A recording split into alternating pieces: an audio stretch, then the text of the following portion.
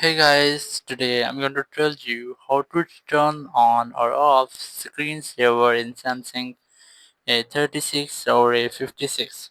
If you want to turn on or off screensaver in your phone, so let's see how can you do this. You just have to open your device settings.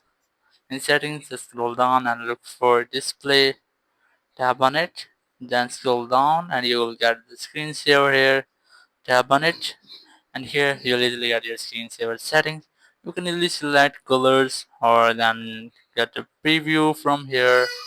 So here's the device control. Select get the preview. You can see there's a preview of your screensaver. So after that, here you can easily select photos, photo table, photo frame. From here I'm going to select colors, and you can see the screensaver has been enabled. Now if you want to disable it, you must have to select none from here. So that's how you can easily turn on or off screensaver in the Samsung A36 or A56. Thank you very much for watching the video. Until next video, bye bye.